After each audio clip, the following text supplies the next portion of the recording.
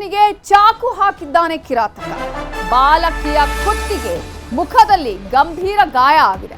ಹಾವೇರಿ ಜಿಲ್ಲೆ ಶಿಗ್ಗಾಂವಿಯ ತಡಸಾ ಗ್ರಾಮದಲ್ಲಿ ಈ ಘಟನೆ ನಡೆದಿದೆ. ಬಾಲಕಿಯ ಕುತ್ತಿಗೆ ಮುಖಕ್ಕೆ ಗಂಭೀರವಾದ ಗಾಯ ಆಗಿದ್ದು ಹೈಸ್ಕೂಲ್ ವಿದ್ಯಾರ್ಥಿನಿಗೆ ಚಾಕುವನ್ನ ಇರಿದಿದ್ದಾನೆ ಕಿರಾತಕ. ಬಾಲಕಿಯ ಕುತ್ತಿಗೆ ಮುಖದಲ್ಲಿ ಇದೀಗ ಗಂಭೀರ ಗಾಯ ಆಗಿದೆ. ಗಾಯಗೊಂಡಂತಹ 15 ವರ್ಷದ ಬಾಲಕಿ ಈಕೆ.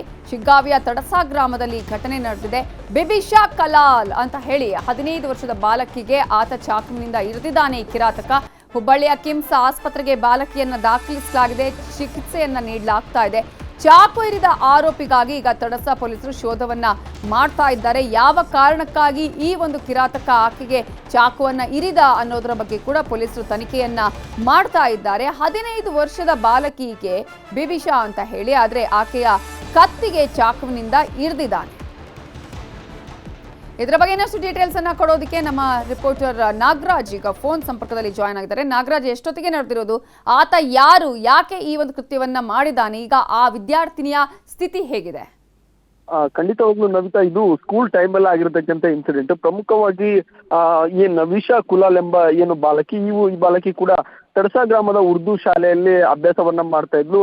ಎಂದಿನಂತೆ ಕೂಡ ಇವತ್ತು ಕೂಡ ಶಾಲೆಗೆ ಹೋದಂತ ಸಂದರ್ಭದಲ್ಲಿ ಅಪರಿಚಿತ ವ್ಯಕ್ತಿಯವರು ಬಂದು ಏಕಾಏಕಿಯಾಗಿ ಆ ಒಂದು ಬಾಲಕಿಯ ಕುತ್ತಿಗೆ ಮತ್ತು ಗಲ್ಲದ ಭಾಗಕ್ಕೆ ಚಾಕುವನ್ನ ಹಾಕಿರ್ತಕ್ಕಂಥದ್ದು. ಮತ್ತು ಈ ಒಂದು ಸಂದರ್ಭದಲ್ಲಿ ಅಲ್ಲಿ ಟೀಚರ್ಸ್ ಮತ್ತೆ ವಿದ್ಯಾರ್ಥಿಗಳಿದ್ರು. ಆದ್ರೆ ಆ ವ್ಯಕ್ತಿಯ ಕೈಯಲ್ಲಿ ಚಾಕು ಇರೋದ್ರಿಂದಾಗಿ ಆತನನ್ನ ತಡಿಲಿಕ್ಕೆ ಕೂಡ ಯಾರಿಗೂ ಕೂಡ ಆಗ್ಲಿಲ್ಲ. ಹಾಗಾಗಿ ಆತ ಅಲ್ಲಿಂದ ಎಸ್ಕೇಪ್ ಆಗಿರ್ತಕ್ಕಂಥದ್ದು. ಮತ್ತು ಈಗಾಗಲೇ ಬಿಬಿಶಾ ಕಲಾಲ್ ಅನ್ನೋ ಯುವತಿಯನ್ನ ಕೂಡ ಈಗಾಗಲೇ ಪೊಲೀಸರು ಕೂಡ ವಿಚಾರಣೆಯನ್ನ ಮಾಡ್ತಾ ಇದ್ದಾರೆ. ಆ ವ್ಯಕ್ತಿ ಯಾರು ಅನ್ನೋದೇನಾದ್ರೂ ತಾವು ಐಡೆಂಟಿಫೈ ಏನಾದ್ರು ಮಾಡ್ಬೋದು, ಅಥವಾ ಹಿಂದೆ ಆತ ಏನಾದ್ರು ನಿಮ್ಮನ್ನ ಫಾಲೋ ಅಪ್ ಮಾಡ್ತಾ ಇರುವಂತದ್ದಾಗ್ಲಿ, ಅಥವಾ ನಿಮ್ಗೆ ಬೆದರಿಕೆ ಒಡ್ಡುವಂತದ್ದು ಈ ರೀತಿ ಏನಾದ್ರು ಮಾಡಿದ್ನ ಎಂಬುದನ್ನ ಕೂಡ ಈಗಾಗಲೇ ಪೊಲೀಸರು ಕೂಡ ವಿಚಾರಣೆಯನ್ನ ಮಾಡ್ತಾ ಇದ್ದಾರೆ. ಮತ್ತು ಸ್ಕೂಲ್ ಟೈಮ್ನ ಸಂದರ್ಭದಲ್ಲಿ ಆತ ಸ್ಕೂಲ್ಗೆ ಯಾವ ರೀತಿಯಾಗಿ ಎಂಟ್ರಿ ಕೊಟ್ಟ ಎಂಬುದನ್ನು ಕೂಡ ಈಗಾಗಲೇ ಟೀಚರ್ಸ್ ಅನ್ನ ಕೂಡ ಪೊಲೀಸರು ಕೂಡ ಎನ್ಕ್ವೈರಿಯನ್ನ ಮಾಡ್ತಾ ಇರ್ತಕ್ಕಂಥದ್ದು. ಈಗಾಗಲೇ ಬಿಬಿಶಾ ಕಲಾಲ್ ಅನ್ನು ಕೂಡ ಬಾಲಕಿಯನ್ನು ಕೂಡ ಪ್ರಾಥಮಿಕ ಚಿಕಿತ್ಸೆಗಾಗಿ ತಡಸಾದಲ್ಲಿ ಕೂಡ ಚಿಕಿತ್ಸೆಯನ್ನ ನೀಡಿದ್ರು. ಆದ್ರೆ ಹೆಚ್ಚಿನ ಚಿಕಿತ್ಸೆಗಾಗಿ ಹುಬ್ಬಳ್ಳಿಯ ಕಿಮ್ಸ್ ಆಸ್ಪತ್ರೆ ಕೂಡ ದಾಖಲು ಮಾಡಲಾಯಿತು. ಮತ್ತು ಈಗಾಗಲೇ ವೈದ್ಯರು ಕೂಡ ಅಂದ್ರೆ ಅದೃಷ್ಟವಶಾತ್ ಯಾವುದೇ ರೀತಿಯಾದಂತಹ ಬಲವಾದ ಗಾಯವಾಗಿಲ್ಲ, ಆದ್ರೆ